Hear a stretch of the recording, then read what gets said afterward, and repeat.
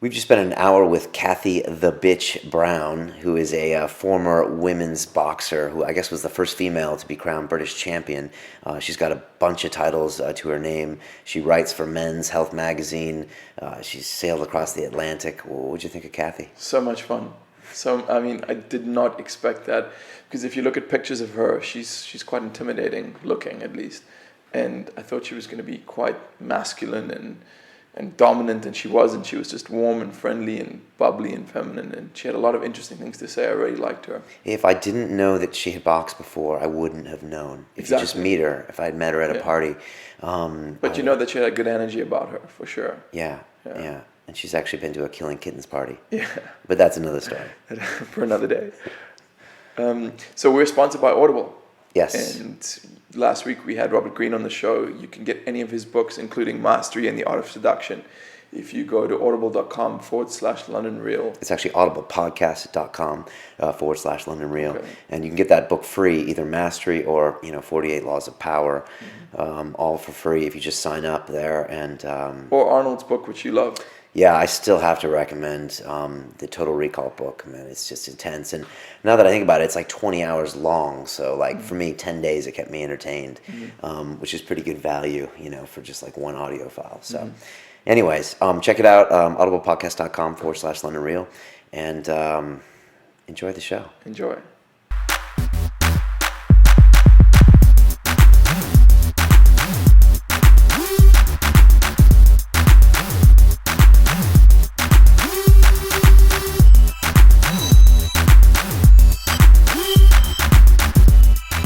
This is London Real. I am Brian Rose. This is Nick Gabriel, and joining us today is Cathy "the Bitch" Brown, who was the first female boxer to be crowned British champion, who's held, correct me if I'm wrong, the WBC, WIBF, WBF world titles, who's also a regular columnist for Men's Health, Women's Health. She sailed across the Atlantic. There's not much this woman can't do. That's right. Welcome. Thank you. Wow. Did I get all that right? Nearly, but it's Okay. fine. It's good enough. All right. Cathy, the first question I want to ask you is, I understand why men fight. I get it. I'm a man. I think Nick gets it too. But can you explain why a woman fights? The same as a man wants to fight. It comes from the heart. It doesn't. It's just because I've got blue eyes and long hair and have a set of breasts on me, it doesn't mean that I haven't got the heart of a fighter. It's the same. It's the same reason. Do you think all women have that same? No, No. not all men have it. True. No, I mean, I know you're into your fighting. I don't know if you're into your fighting. Do you fight? You like it? But I know a lot of men who just would hate to get hit in the face, and they're not aggressive at all. In fact, I've just done this journalist of a lady who has never hit anyone and never been punched before until 8 weeks ago, when she kind of ventured on this whole journey for a Guardian piece. And she associated boxing with violence, and then reverted that back to a childhood experience. So I had to do a lot of cognitive behaviour with her, therapy with her. But actually, it wasn't about the aggression with the boxing, it's about a skill set. So a lot of people think that fighting's all about, let's be really aggressive and tear someone's face off, when actually it's more similar to a chess game. You've got to really outthink your opponent. And it's a real beautiful skill, it's a beautiful art. It's something that people, violence is so much different than fighting, and I don't think it's something people think about very often. Because if an untrained person sees MMA, they'll say that's violent. But no, violence is really almost when the other party isn't agreeing to the scenario. Is that what it is? I think it's violent, yeah. When you've got two people and one person's maybe not wanting to fight and the other one's let's just fight, and if you're getting mugged or is that the raped definition or of something, violence? I don't know. I don't know if it is the classical one, but it's a pretty good one. It is, right? I like that, yeah. But I mean, it is atypical for a woman to fight. I mean, it's I see guys fight in MMA or in boxing, and I'm like, okay, it's almost obvious to me sometimes. I know not every man wants to fight, but I mean, you don't see that many women fighting. And why do you think that is? I think just as we've evolved, obviously back in the day it was man, go out to work, get the food, women stay at home, make the house look pretty, make babies. And I think women have obviously become stronger as we've evolved, and actually a lot of women go out and work, and a lot of women are more ambitious. And a lot more women are getting into sport because they want to, and that's actually, I really enjoy doing this sport. And it's not a feminist move at all. It's just actually women are just being allowed more freedom to do things that they enjoy doing rather than what they should be doing and what was back in the 1920s found more acceptable by a man and a woman to do. You know, I know that, you know, I'll go out and work, and I work 6 days a week. But I'm also quite happy to come home and do my housework and cook. And Do you not think that this general trend towards, I guess the best word is androgyny, like men are becoming more feminized and women are becoming more masculinized, do you not think that's maybe a concerning thing? I mean, isn't there a difference between men and women for a reason? I think if you look at, there's too much pressure put on how someone should be in society. And I think, again, with evolution, you've got men who are really tough and really manly, and then you've got men who are really feminine, and vice versa with women. And I think it's just balancing out. I don't think every man's going to become too feminine, and I don't think every woman's going to become too masculine at all. I mean, I don't class myself as masculine. Look, I do my nails, I do my hair. So, you know, I love being a woman. You know, I'm married to a man, and I've never had any lesbian tendencies ever. Do people assume that about you? Yeah. And it's fine. And I mean, is that a male insecurity just to assume that? Is that what's going on? I think again, they associate boxing with being like quite butch, and it being a male sport. And actually, God, I love being a woman. I love putting my heels on and putting my makeup on, putting my hair on, and being really feminine, because essentially that's what I am. I mean, from my time in martial arts, I don't know about you, but most of the women, not most of them, but a large percentage of the women that come through the gym's doors, like, they seem to be a little less feminine in general, and definitely some of them have tendencies towards homosexuality, and there's nothing wrong with that, but it's just what I've noticed. That's a big generalization. Well, I said a large portion. We're going to get some hate mail for that. Yeah. We've got some beautiful women at the gym. I mean, some really feminine, beautiful women who work out, and they work out hard. Yeah, she's got a group of girls at the third space, and they used to just, I've got a girl I work with. I do, because I don't know if you. I qualified as a sports psychologist last year, and I'm studying cognitive behavioural therapy now. So I work with an Olympic weightlifter. Wow. And I mean, you think about Olympic weightlifter, you think about the big, butch women. But remember Fiona Jenkinson, blonde, she's hot, you know, but she lifts heavy. She lifts heavier than all the guys. Does she spar? No, she's not boxing. Okay. It's just Olympic weightlifting. Okay. But she still looks really beautiful, and she's still feminine, and she's, you know, she loves men. Wow. So on that note, I mean, surely you can't enjoy being punched in the face? I can honestly say I don't particularly enjoy being punched in the face, but you become so focused with what you're doing, and it's a competition that you don't actually think about it.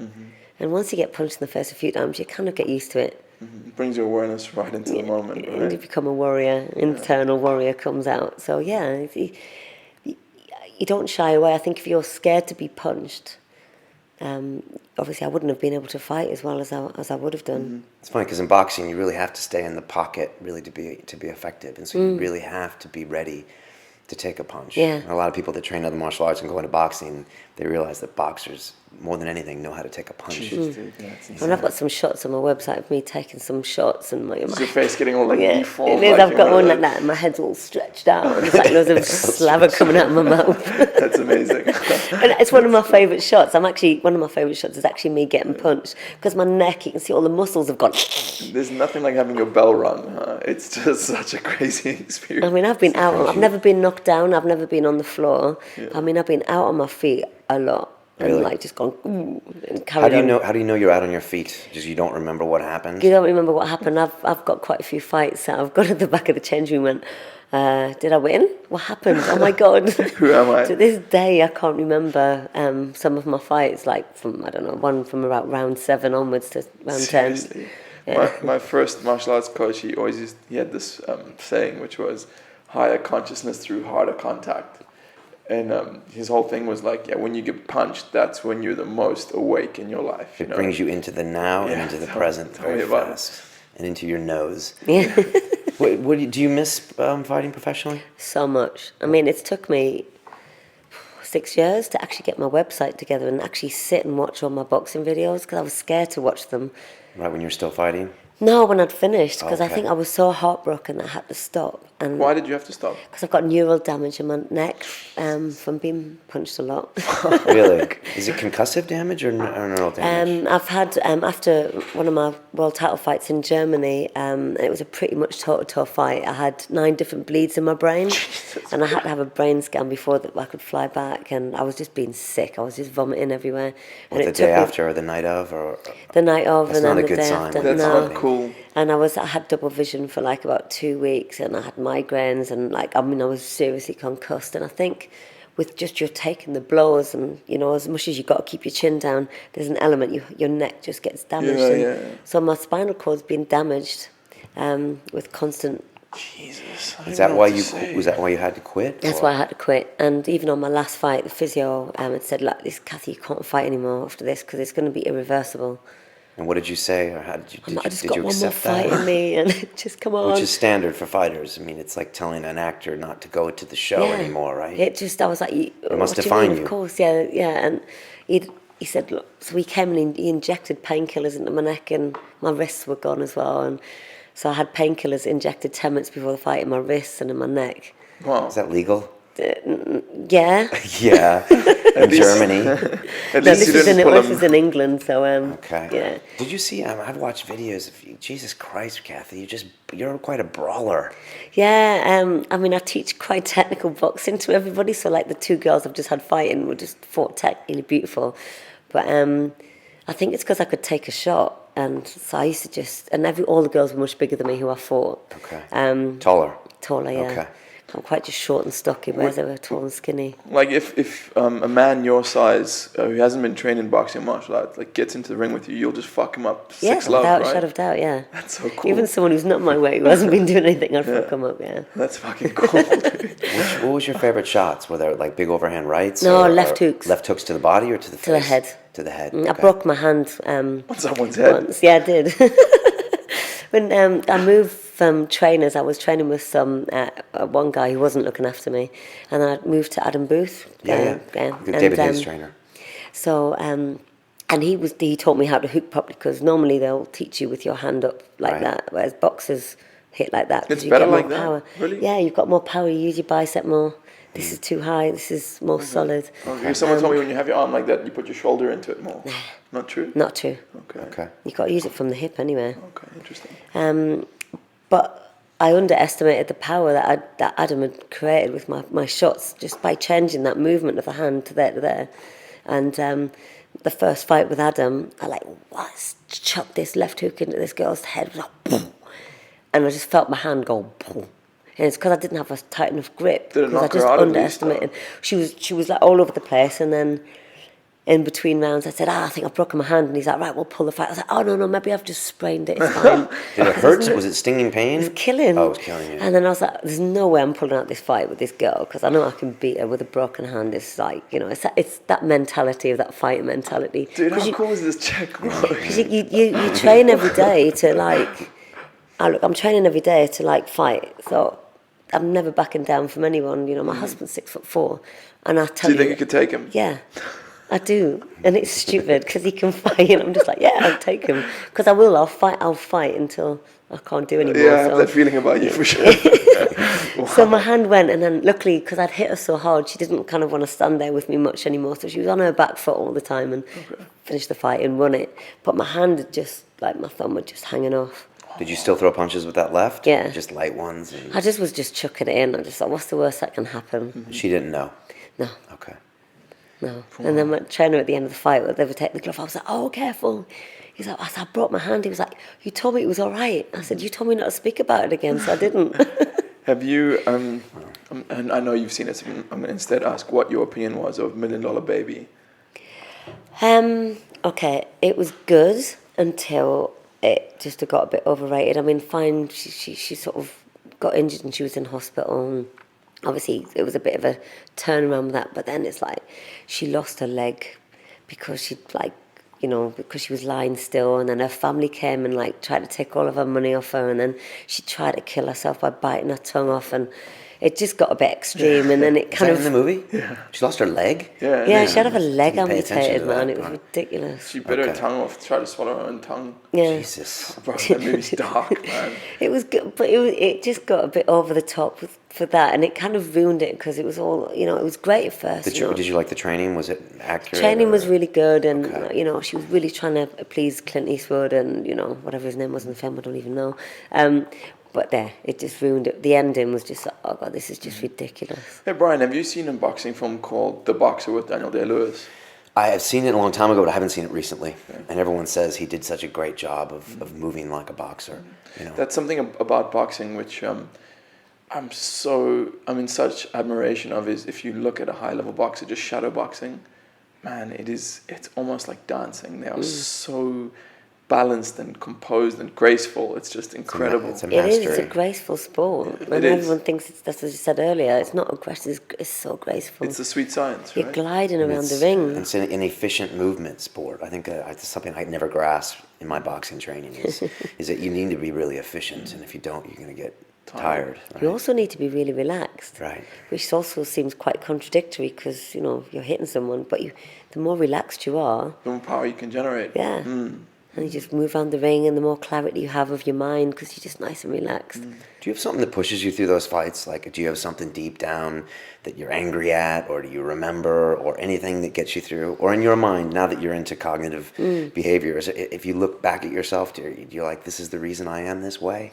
I didn't throughout my whole boxing career realise why I was so like and determined and gritty, but obviously since I've studied sports psychology and cognitive behavioural therapy, I've come to realise that I was adopted when I was a child, and obviously when you grow up with your parents, they were very loving and very giving, but you almost feel like you have to prove your worth all the time. Okay. So I think because I've had my whole childhood I didn't have to prove my worth, but you've got this innate feeling that, oh, I've got to prove that I've got to do something on this planet to make everybody go, yeah, you're worth to stay with us, or you're worthy of this, you're worthy of that.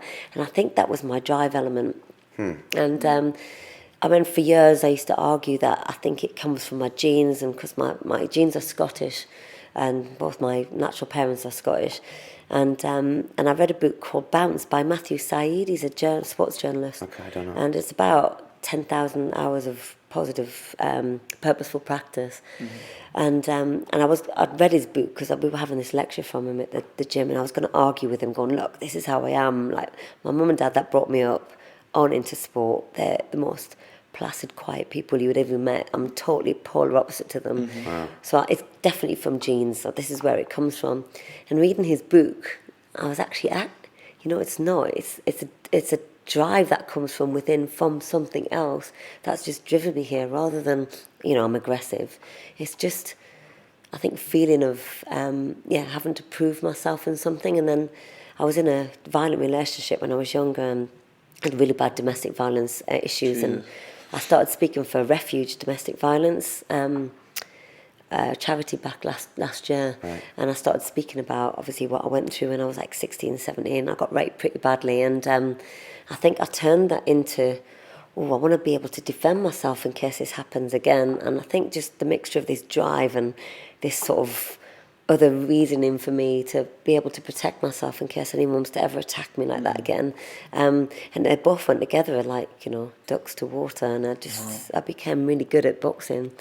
Have you made peace? That's a really quick question. Have you made peace with those things in your life? Like, I know this is probably a really weird question, but have you made peace with that domestic violence and that rape, and then you're bringing up because it made you this great person? Yeah. Or do you have any anger towards that? Or No. No. No, I'm totally at peace with it. In fact, when I made my speech, my husband just said, I don't want to go because I'm going to want to go up and kill this guy. Yeah. And I was like, look, it's fine, it's done. And this is, and I spoke to my mum about it, and I said, look, I'm going to do this, public speech about what I went through. And she's like, why would you do that? It was like years ago. It's, you're married now, you want to forget that. And I was like, no, actually, I'd like to help other women who are in that situation and just say, look, this is how I've become from it. You can turn it into something positive. And it's therapeutic for you in many ways, probably. Yeah, it's great. I mean, it's just to speak about stuff that happened. It wasn't my fault that it happened. It just happened to be dating an arsehole at the time, and he had his own little issues, which obviously weren't my issues. And so yeah, I've totally put it to peace.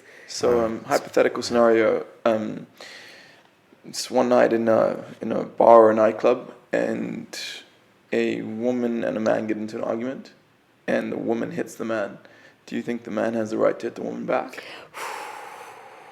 This is really, really controversial, isn't it? Yeah, and I think no one should put their hand on each other. I think a woman shouldn't be allowed to hit a man the same way.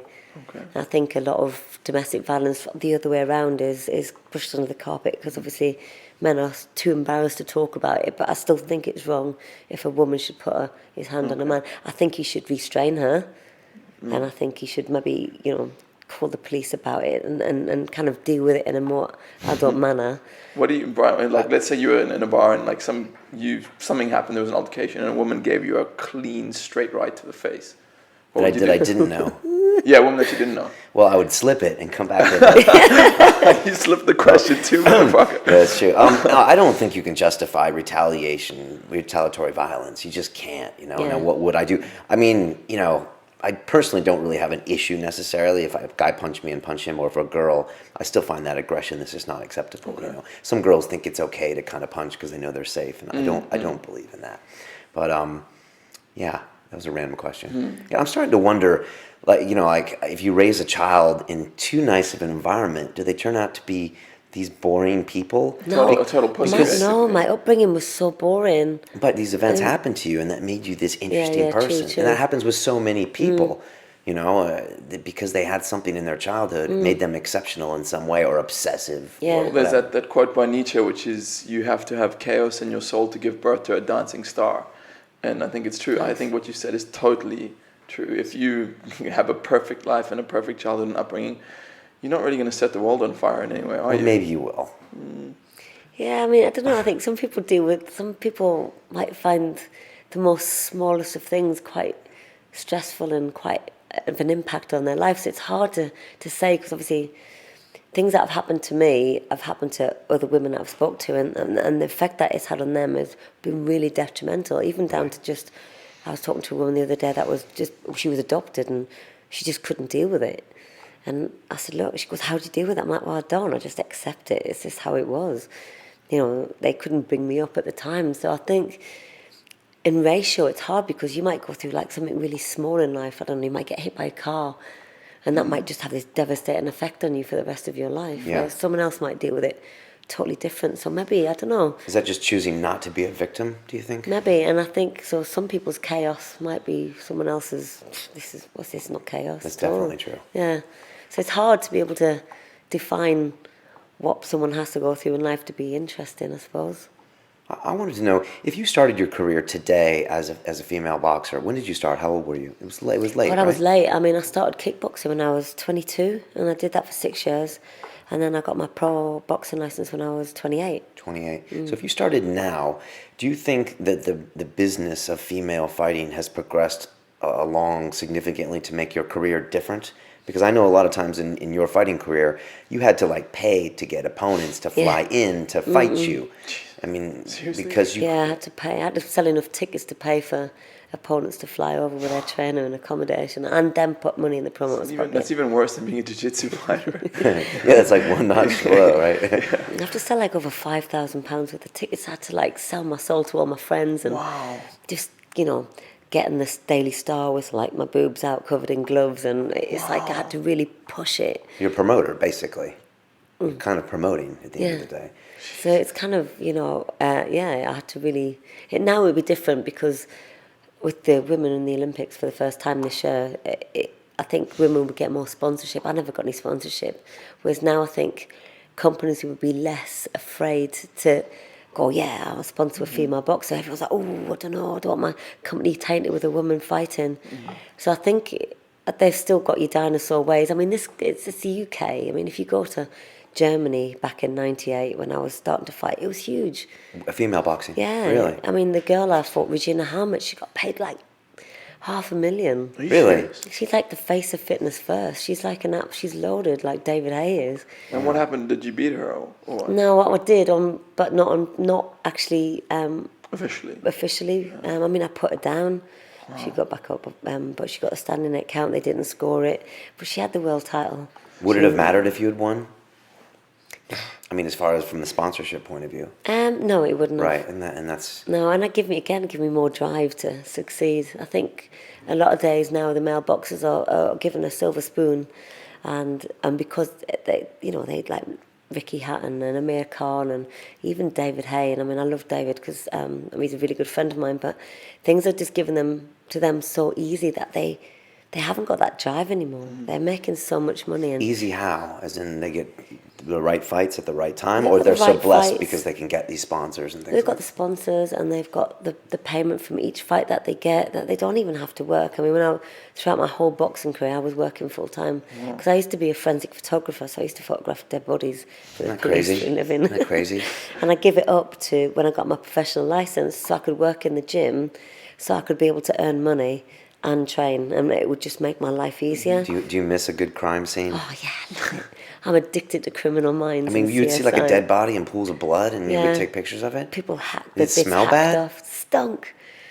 Jesus. We went into one room one night, and it was in Brixton. It was like dark with pitch black, and the neighbours had complained of this smell that was going through wherever. There was like this stink coming from next door, and we haven't seen the guy next door for a while. And I got caught at this crime scene. It was like in the middle of the night, and like we've got these torches, and it was just something out of a horror movie, like torches. And then you're walking up all these stairs, and then boom, all of a sudden you've got these like dead bodies, like this. How many bodies were in the room?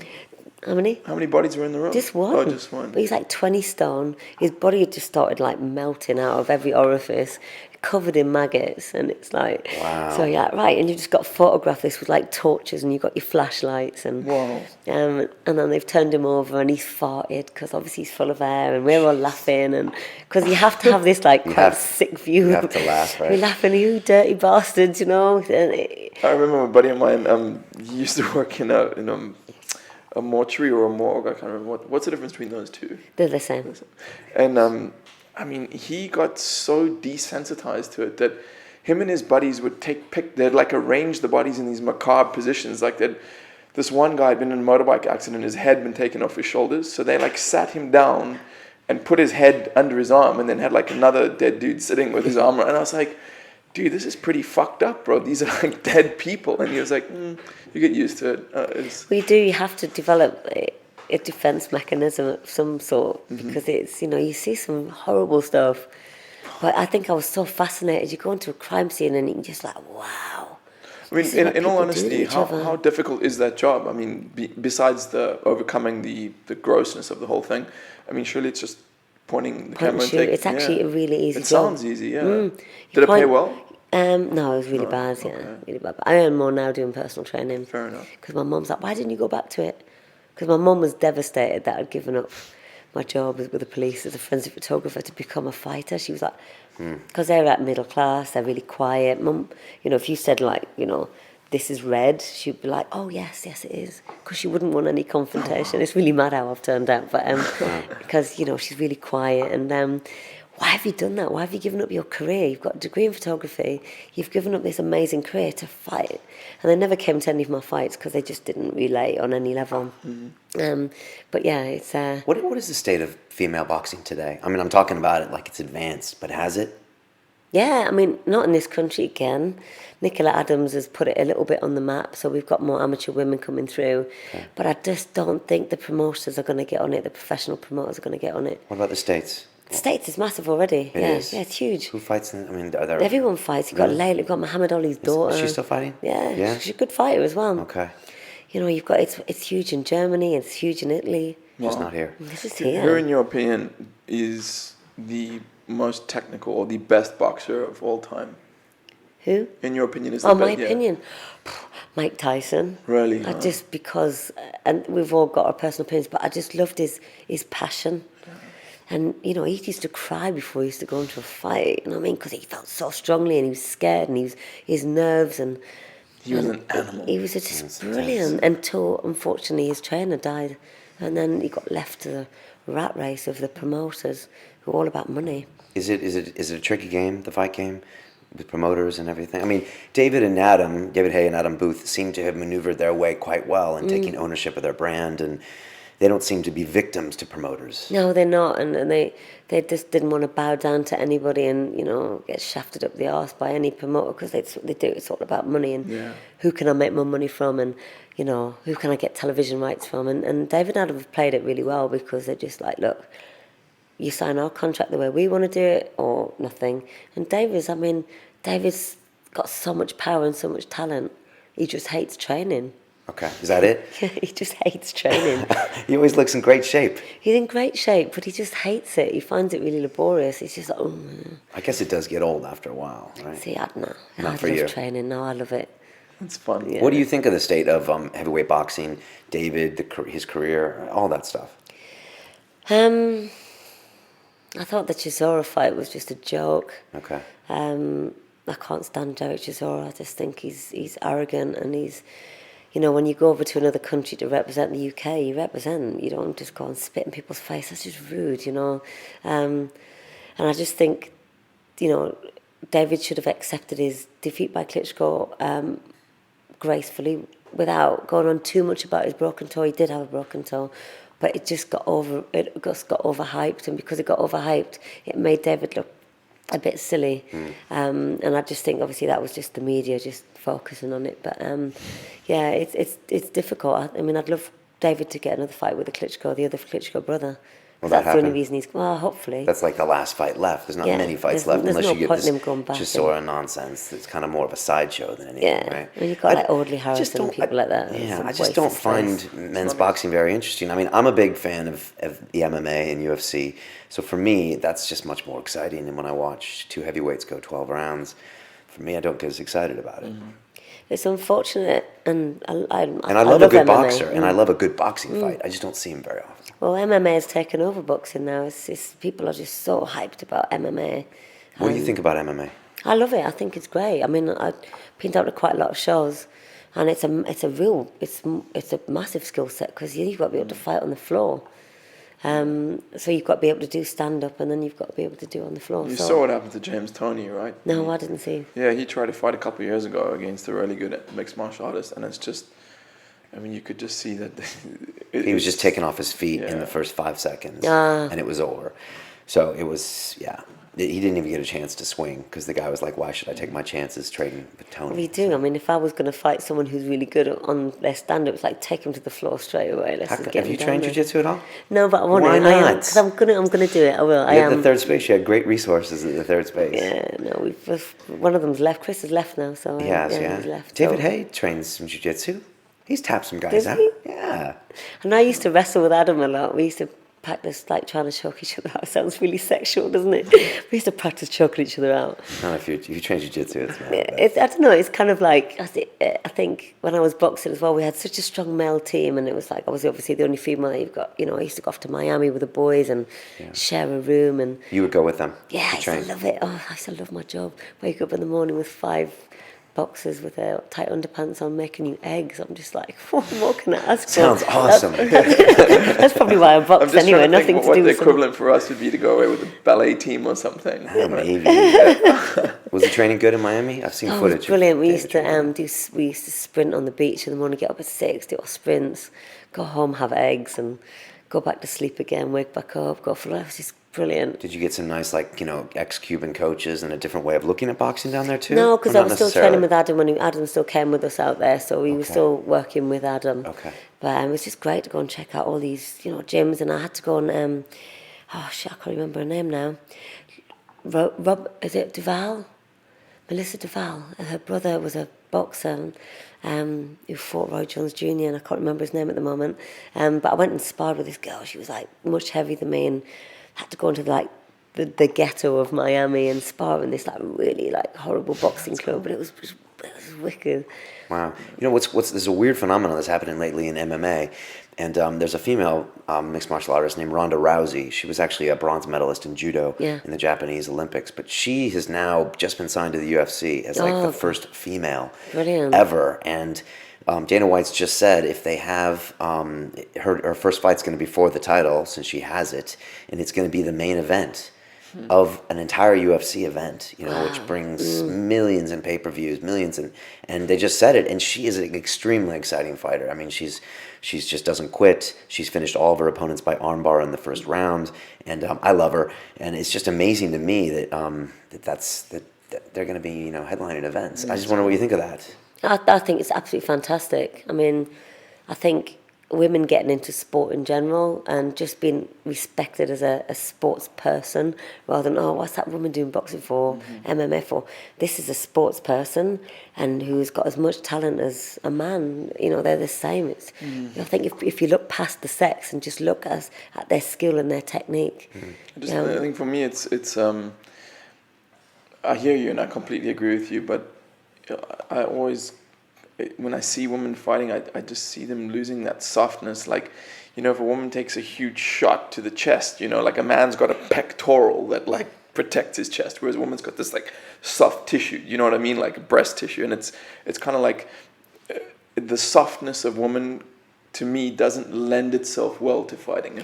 That's probably just an ingrained thing that you have, that as you've been brought up with your childhood, though. It's been put into you that women are soft, and it's hard because if you could just take a different view, and I mean, you don't really go to punch each other in the breast. Yeah, but you know what I mean. You know? It's like I can be really soft, and you know, and I'm like talking about fighting now, but you can still be soft and still enjoy a really like a skillful heavy sport. Okay. And I think just it's hard to break something that's been like almost innate and naturally for you.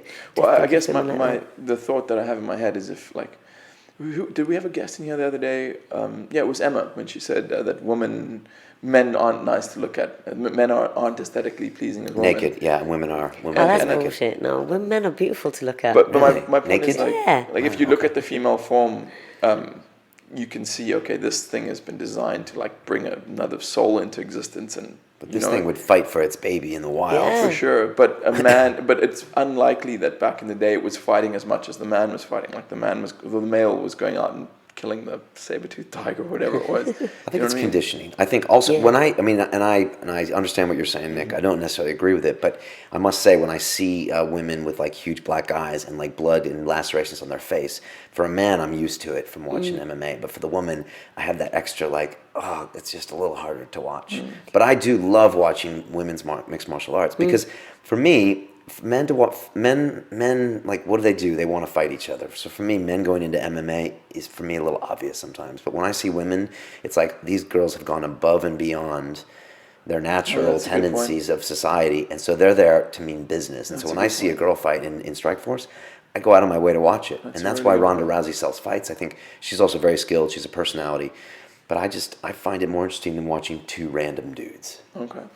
It's the evolution, though, isn't it? As well, we're evolving as a society. We have to accept everything's changing, and things are changing. Like whether it be sort of your scientifics or changing, everything's moving on, and we have to just kind of adjust with the times. It's like in that movie Starship Troopers, that sci-fi movie. Troopers. There's no male-female changing rooms. So, like there's this one scene where they're all in the shower and they're all naked. They don't care. But yeah, the soldiers are all, male or female, they're all treated like a unit, like an infantry unit. Doesn't matter whether they're male or female. I guess that's what you're kind of speaking about. Yeah, I mean, I think there can only be so far you can take equality, because obviously naturally men are genetically made stronger. Obviously you are stronger than a woman. Like you'd be stronger than me if you were both training on a physical level. But there's only so far that you can go. But I think it's like with me, I just wanted to be accepted as a female fighter. I don't want to fight a man. I don't want to be like, yeah, I want to show I'm stronger than a man. I just want to. I love boxing. I love the skill. I love the training. I'm dedicated as much as I am, probably more so than a lot of guys I know. I just want to be respected as a female, being able to fight and being respected within the boxing community. I don't want to I want to be able to fight you, for example, and knock you out, because I've got no desire to do that. Do you think you could take Brian though? Yeah, I could take Brian. I think so too. He'd probably get me on the floor Brian's though. Brian's tougher than you think. So He's too tense. I know. And I've gotten better. It used to be worse. He used to come into the gym and he used to be like, Nobody doesn't talk to anyone really like solid face all the time. It explains a lot. Yeah. I was, yeah. Yeah, really serious about Serious. everything, you know. Yeah. Don't even bust a joke, Stop, you know what I mean? stop, It's just like, Stop it. No, it's probably true. It's definitely true. It's true. No, I trained every week at the third space for 7 or 8 years, I think. Jeez.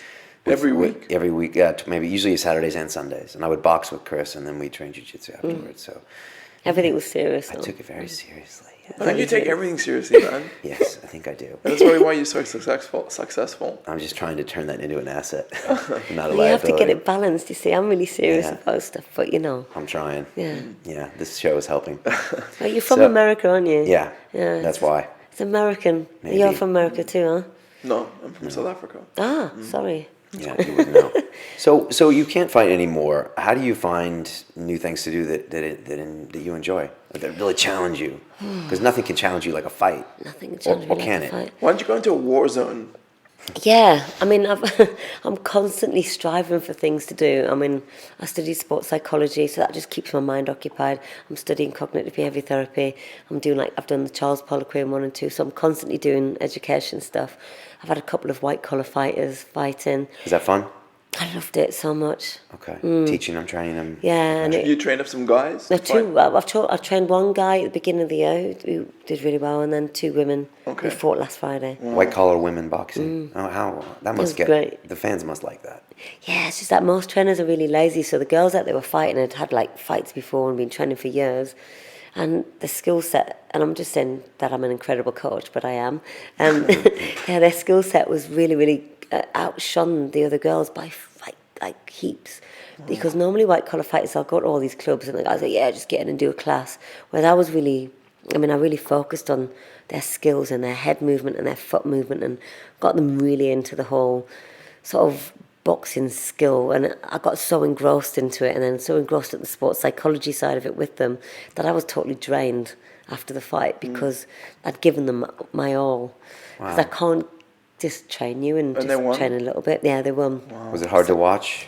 I thought it was going to be harder because I was like, I want to get in there and smash the shit out of the girl that they're fighting. I know I am, but they did so well. I was good.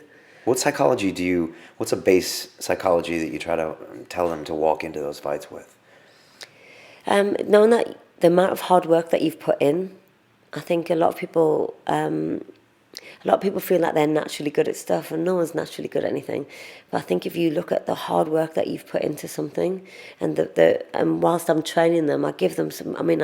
I give them some really heavy sessions. Well, I'll stand in front of them and get them to defend against me, and put them under so much pressure and shout for them to relax under it. So I do a lot of psychology in the lead up to the fight. So when they get to the fight, that's the easy part. Okay. So actually, she said the fight was so much easier than training with you. And that's what I wanted to do. I wanted to break every single psychological barrier in training, like in every way, shape or form. So I'll get to know their real nitty-gritty emotional stuff that rocks them and just get them there and get them to that breaking point in training, and then come the soft side. So I'd sort of balance the soft and the hard. That's cool. So that when they come to the fight, they're like, So you don't talk to them per se and say, this is the strategy. You're doing this on a subconscious level. Like, no, I said, everything you've done already. Everything, all the hard work you've done in training, you've just got to rely and have faith in me that you know fine well that you're going to this fight more prepared than your opponent. Okay. Your opponent's nowhere near as prepared as you are because they won't have trained as hard as you. They won't have been trained like you. They're not as strong as you. And, I'll sow that into their mind for like weeks. okay. And What then about when the lights hit and does that go all out the window? all you have to do is breathe and relax and have faith. The more relaxed you are, the more you breathe, the greater you're going to be. And what do you like in the corner? Are you like slapping their face? Or I wasn't what's your allowed in corner their style? corner because they were white 'Cause collar. you've been And banned? Oh, no. No, I've got my pro. Yeah, I've been banned now. I've got my pro license, like coaching license. So if we're seen to be in the corner of a white collar fight or an amateur fighter, we'll get our license didn't took off know that. us. Oh, really? So I had to pay someone to go to the corner, and I was sat like ringside, but like mobile phone. screaming. I Yeah. was thinking, Are Kathy you, can scream. Man. And then now and again, I'd slip under the rope and slap their leg and shout at them and then go and sit back down again. So, yeah. I saw David Haye fight Carl Thompson at a Wembley arena like 8 years ago, 10 years ago. And Kathy, terrible fight. well, we were in the front row, and Kathy was behind me, and she was like, "Come on, David!" For like I bet you love that. 3 rounds until Badon had to throw the towel in on Yeah. that fight, and she was going nuts. You must have That's absolutely all I loved remember from the fight, Kathy. that. And the ringing in your ears for the next 2 days afterwards. Are your hands classified as deadly weapons like Yeah. a mailbox? Wow. No, they really are? Yeah, if I hit someone, I'll get Can you locked show your up. knuckles on the camera? There's some serious looking I've got knuckles. some horrible knuckles. Jesus. See that one there? It's raised up. They're really classified? I mean, like, seriously. Yeah. So once you become a pro boxer, then you... These are offensive weapons. So if you're involved in any kind of assault or battery, then you can be charged with more serious crimes Yeah. than just me? Yeah. Really? It's like Joe Bloggs using a knife. Me using these. It's like what, like a butcher using a knife? Yeah, Well, no. then you can kill. You can like Joe Joe Bloggs, Bloggs. like just anyone, normal, Oh. someone off the street. Oh, okay. Yeah, stabbing someone. That's like a GBH. This would be GBH. Really? And when did that come into effect? Like when were they classified as those? When you As become soon a as pro. I got my pro Pro, license, okay. yeah. And so, wow, that's heavy. Insane, huh? Wow. So you are the human weapon, basically. Human weapon. Human warrior, bitch. No. That's So, insane. you've had some of the crazy stuff, like you sailed across the Atlantic. What's that all about? Oh god, that was. How does that was anyone hang out with you? You amazing. said I'm intense. Seriously, what are you like? You're what still is more intense than her, dude. I don't know, Yeah, dude. take my No, word you for haven't it. seen her in the ring and stuff. No, I'm Amazing. serious when I'm fighting. Just I haven't smiles. seen you in the ring, but I've seen you in the London Real Studios when we're having an argument, and that's pretty intense. Anyways, so the question was for you. So the BBC approached me and they were doing a documentary on taking a sports person out of their sport and putting them into another sport and That's see cool. how they would fare. And there was 6 of us. I can't even remember who the other people were. But I got chose to sail across the Atlantic, given the fact that I don't swim much and I'm actually quite scared of water.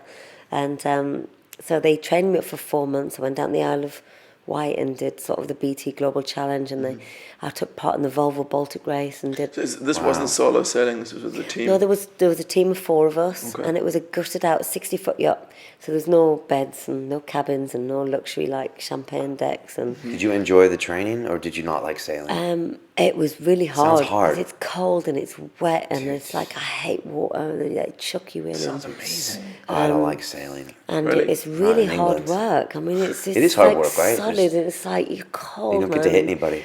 Yeah, and then we have to sail across the Atlantic, which is what 3,000 something miles, and the fact that if you fall off this boat, you're basically dead. Jesus. And because you're so far from land, so we went from New York to England, which is actually more difficult from England to New York with the wind and everything like that. So we were doing the more difficult leg, and I got really seasick for the first 40 hours. I mean, I was vomiting everywhere, and they were going to turn the boat around. I was like, no fucking way.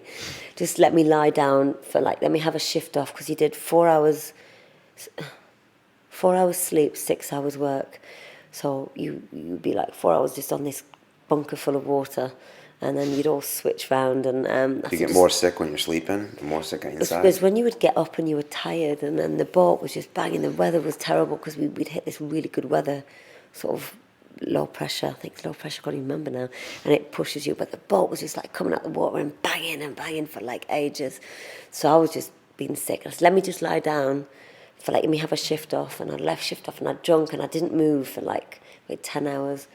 And then I made myself get back up, and I actually conquered it. Wow, that's so cool. Yeah. So, and then we got back on it, and then we hit this really bad Atlantic storm, and we nearly capsized, and we had to drop all the sails. It And must have been so exciting. you're so in the moment, you don't think, oh my God, I'm about to die. And Literally, if you went over, you would be dead. yeah, we did. Yeah, Because because they wouldn't be able to catch you. They wouldn't be able to pick you up. Or No, what, because it's too far from land for the helicopter to come out and get you. So And the people on the boat, I mean, they'd move away from you too quickly for... yeah, because we're going at speed. We're a racing yacht. We're like the Ferrari of the sea. The boat was like the Ferrari of the sea. And so they were just like, right, it was all hands on deck. And then we had to just drop all the sails, and we lost our spinnaker sail, which is the big one at the front. And we had to just sit inside just praying that we weren't going to capsize. What was the rest of the crew like? Were they qualified? Oh, massively. Okay, Yeah, so of you course. felt Yeah. safe. Oh, God, yeah. I mean, I was with a woman called Emma Richards who sailed around the world solo we and know her. had some America Cup races with us as well.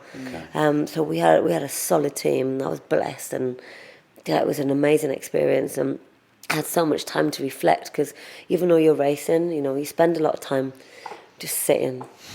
And while you're just going straight and until you have to tack and go the other way and move with the weather. But we had to sew the sails because we ripped it, and we had to sew, once we got away from the storm, we'd lost the wind, so then we had to sew all the sails by hand and You're in the cabin got on our sewing. way. No, we had to do it on deck once the Okay. storm had gone, but we lost the wind then, and then we didn't break the world record because we'd lost the wind, and we ended up doing it in 4 days later, so it took us 13 days. That's So- pathetic. 13 days. Yeah, it was supposed to be 8 days, and Took you 13 days at sea. Oh, Jesus. and then luckily, because I was seasick for 2 days, we had 2 days of extra food, so it was good that I was seasick because then we had food to eat. Okay. Yeah, it was mad. It was an amazing experience. I mean, Did they document it? yeah, Really? yeah. There's a clip on So my the cameraman website. the whole time, and There you're was like, leave me the alone. thing is, they didn't get the storm because that was all hands on deck on the storm, and it Okay. was like literally shit. We're gonna die, and yeah, the camera that was on the back of the boat just got knocked out, and it was just like a bit crazy. Have you been sailing since? No, I did. I wish, and so I'm stupid really because I should have done my yacht masters because I've got all the nautical miles under my belt, and I just need to sit the exam. But you've got to go and do like a 2-week course, which I'm going to do, just because it's another string to my bow. So, all right. So, do you have more of these crazy adventures coming up? Or? I'd like to race huskies across the Arctic. Oh, yeah, that I'd sounds love cool. to do that. I'd love to just Actually, that sounds fun. Yeah. That sounds more. Yeah. I mean, I guess you can freeze. yeah, and you just I don't think like your wee cold. freezes, and you've got to be really careful where you wee and stuff like that. So yeah, but I'd anything love to to say? do it. I'm just shocked. I mean, you do everything. That's I amazing. get, but there's years of boxing, I get bored. I have to write, what's next? Maybe the most challenging thing for you would be to go sit in an ashram for 2 weeks and do a silent meditation retreat. Maybe that would be. That would be massive. Yeah. Yeah. I Isn't don't that- think I'd enjoy it, but The challenge is no challenge. yeah, there Or would maybe be a that would challenge. be a And challenge. silent retreats kill me. Do you do any kind of meditation or anything like that? I have started, yes, because with cognitive behavioural therapy, I've learned quite a lot about myself, and I do need to. And I've calmed down a lot. I mean, when I was fighting, and I was a bit too. Were you A bit more really like you then. aggressive? Or was it Yeah. focused, intense, or just Focused, aggressive? intense, and slightly aggressive. Thinking about your training, or just aggressive with Just other aggressive. people too? I'd just get really angry with people, and I'd be just like, See, I always found that fighters, since they got it all out in the ring, they were less aggressive. No, Not for because you? it's just no. It didn't at all. It didn't calm me down. After fighting, I had to find a way of being a bit more feminine, more calm. And Because what's- actually, it's much more powerful. Like I'd kick off, like someone would argue with me, I'd be like, "Meh," and I'd just flare up and like be really intense. And now I quite enjoy an argument because I'm quite calm, and I find that I can make that other person look much smaller by just being calm Being and calm. still say still get my point across, and still like, this is how you are. You're an absolute arsehole, but this is the reasons why. You do it much more calmer. So, and I found I've got much more empowerment out of doing that. So actually, yeah, now I'm not so. That's I an still interesting get way. angry inside, and I can still sit on the bus in the morning and want to smash someone's head against the window repeatedly, quite often. Yeah. But I just don't do it. And I breathe a lot, and because people are just. And what gets my goat is I think people are just so selfish, and they just have no self-awareness about our spatial awareness. yeah, that really Fuck, that bothers annoys me. me. That And bothers that me. Jesus. just gets my back up within a second. Yeah, the same. And I They're so hate it. gimpy. They'll be walking down the street and then they'll stop. want to, They'll and stop. stop right in the middle of the walkway. Yeah. And I'll just plow through them. Yeah, me Even too. if it's grandma. Yeah, especially if it's grandma. I think we've spoken about this before on the show. When there's this rule in England, it's not a rule, but I mean it's just something an intelligent person would do anyway.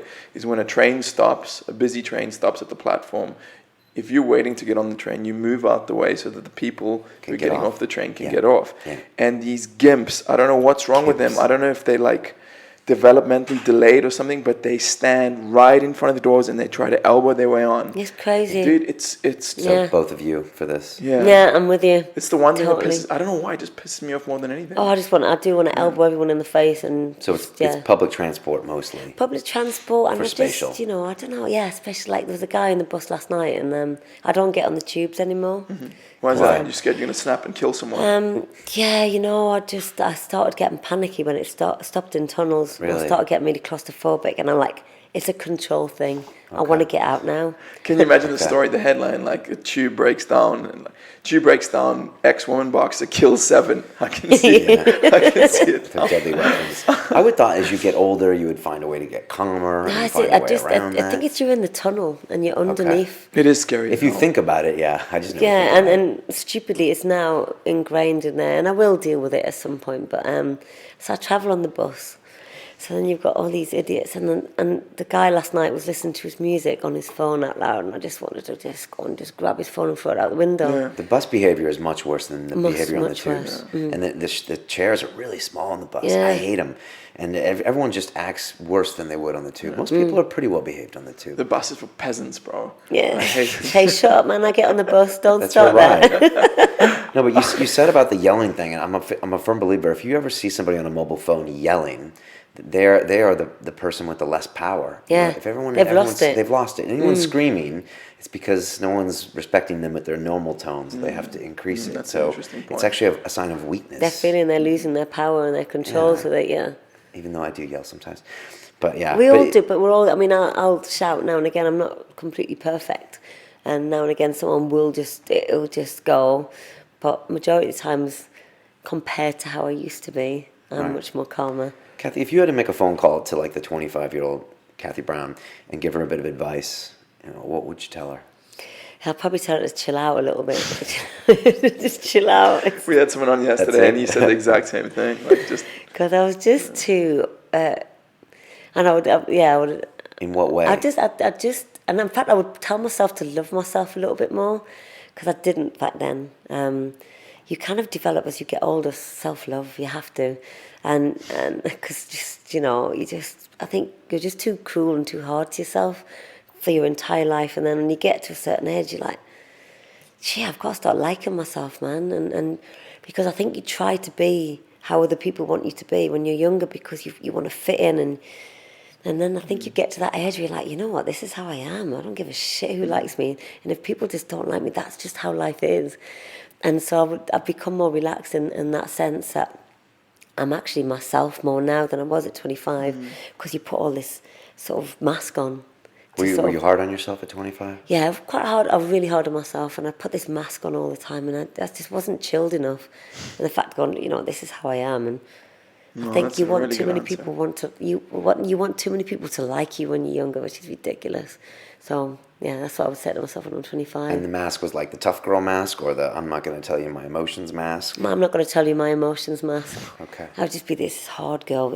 I'm fine, this suit of armour. sounds like you and Brian had a lot of going. Yeah, really? You're calling me out? I mean, Jesus, Cathy. No, I mean, because she asked me about any of my emotional, I'm an emotional retard. I'm quite happy to say that in public now. I'm just like, yeah, What I'm does that messed mean? up. Emotional retard. Oh, God, my emotions are just messed up. Oh, they're just all over the place? Yeah, all over the place. But I accept them, and so that's just how it is. You are a woman, to be fair. I've got so many issues. We all do, it's though. amazing, We all but- do, right? It's true. Yeah, but there's nothing wrong with that. I think issues are great. That's who makes us. It's interesting what you say. As you get older, you kind of are forced to just kind of start loving yourself a little bit. I mean, or off yourself, one of the two. But you just kind of have to be like, okay, this is the deal. Yeah. It's like James Digan said, life is really short, but it can also be really long, and you're going to be the one living in your own head for the rest of your life. You So just might as got to well start accept to enjoy yourself. it. Yeah, accept yourself and go, you know what? Hey, I kind of like myself. And I think it wasn't only, I think it's when I finished the boxing is when I just started. I was single for 5 years, and I was just like, wow. Yeah, first it was really scary, and then I just got peace with myself, and I was like, yeah, you know what, Cathy, you're actually all right. You've had a really good life, and you're pretty cool, man, and you've got your issues, and you've got some messed up mental thoughts going through every day, but this is how it is. But otherwise, you're fine. Otherwise, hey. Well, just think if everything was perfect and everyone was perfect, just how boring this Oh physical God, life would dimension be so boring. Yeah. There'd be no characters. No. You have to have issues. Yeah. Someone, you've got to have issues. Don't worry, we Issue do. permission. Yeah, I we mean, do. if you were brought up like, you know, we were like Stepford Wives. You remember Stepford Wives? Sounds familiar, but I don't think I've seen Is it. Stepford Wives one of those, like, I don't know if you remember it. Were they robots in the end? They were kind of like, no, they were just all like in one way and they behaved in a certain fashion and everything was so perfect and so pretty. How boring. Yeah. That's you not know? you. Kathy, how do people get a hold of you? Oh, you can go onto my website, cathybrown.co.uk. Okay. And my contact details are on there. Okay. And do you Kathy with a C. Kathy with a C. And do you still train people? If people want to come Yeah. find you? Are you at the third space? I'm at the third space. Okay. So I'm the Oh, you've third been there space gym. forever. I've been there 11 years. Jeez. I love it. I've got such a beautiful set of clients, and my clients I've had for like 8-7 years, and they just stick to me like glue. And because I do variations with them, and then I get into the head, and they become like my friends. You get into the head, huh? Yeah, that's what we do. I haven't done cognitive behavior therapy for No, any she has other than she has a cult following in the Yeah. third space. Really? Yeah. Yeah. There's some chicks that she trains and they just they're they're hardcore. at my classes I run 8 classes a week. I do about 50 personal training sessions a week. 50. Yeah. 50. Yeah. Damn, Kathy. Yeah, I've got to calm it down a little bit now, though. Jesus, Yeah. 50. I'm tired all the time, Yeah, Yeah. that's serious. Well, we barely got you booked in. but I love all my clients, and I don't really like to take on anyone new Okay. unless I get to know them, Okay. because they've got to have issues. They've got to have issues. They've got to have issues. Otherwise they You don't have to I train don't get think it I in their train head. anyone boring. Nobody's straight down the line. Yeah, you need someone with some issues, otherwise they don't go hard. So Yeah, and then not only that, but then they don't relate to me. I don't relate to them, and then I've got to respect people who've been through stuff. Because some people, I had this one girl I trained who is born with a silver spoon in her mouth massively, and she never has to work and never has to worry about anything, and she comes in the most crying all the time and having tantrums, and it got to the stage where I was like, you know what, I can't train you anymore.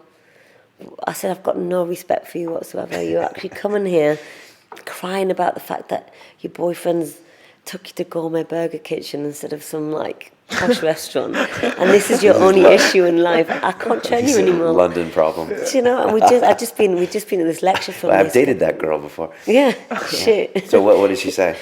She started, you can't do that, and she started crying. I'm like, oh, I really can. I'll And find you then another you gave her a trainer. left hook with the palm I paste. think I would have been sued on that one. Did she straighten up or?